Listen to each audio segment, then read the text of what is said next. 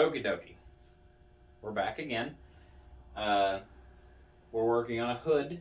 This is for my 2012 Chevy 3500 Duramax. It is a cowl hood, but it's got some stuff missing.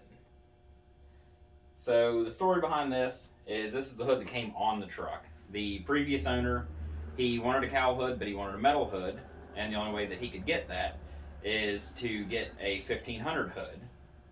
1500 hood, this support right here comes down in this area, and with a cooling stack and a Duramax, you can't do that because your radiator has to come up to about here or so. So his solution was to cut out this area and support in here. Well, the problem with that is, first off, this isn't the most stable hood in the world, right? And he got some metal and put it in here. He glued it to some sort of epoxy, maybe. Yeah, probably an epoxy. And then stuck it in here in a few areas. There's one piece still left. But the problem with this stuff, oh, there's one over here, is it's so thin that you can just bend it with your fingers. But I don't blame him for it. I was going to get my original hood, because he did give me a factory hood, and cut all of this out and swap them over. But I'm going to try an easier solution first. I have some flat metal here with holes in it, and I'm going to try and bend this. It's quite a bit more substantial. I'm going to try and bend this and do the same thing he did, just with JB Weld. I don't know if it's going to work, but we're going to find out. We'll see. I'd like to have this hood back on it, so that's what we're getting after today. Should just be this video only thing, no more of these 1.5 year long 10-part series. But yeah, let's get to it. Only thing I want to do, I'm going to get this, I'm going to bend it at a 90 degree, maybe less than that.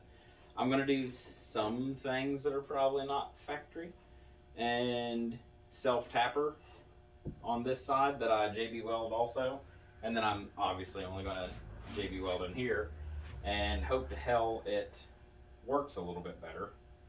But enough talking, let's get into it. Alright, got you in here a little bit better. As you can see, this is rusted up pretty good. So I'm going to get this overpowered piece O equipment, and it's mean enough that I'm actually wearing safety glasses, so you probably should too.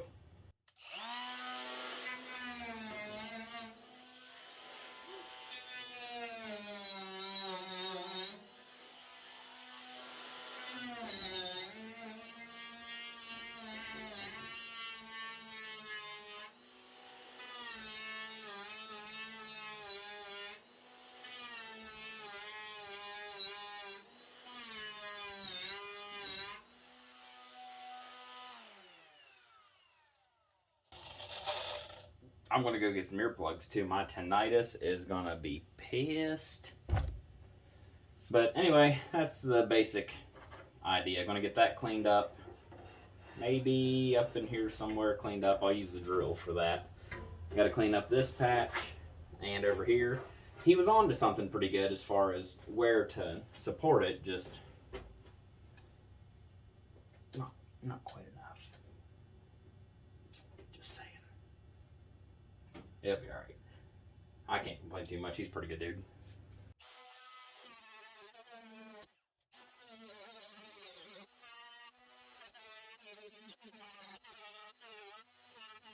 Alright, now that's done, I'm going to cut out my pieces. Actually going to use a tape measure this time. And I'm going to bend the first part, which will set up underneath it here. And then I'll measure down and then bend it back. What I'm going for is for a straight up and then a longer tail down here at the bottom to kind of spread that weight out a little bit. And I'll do that for all 4 of these. This should be enough, I hope.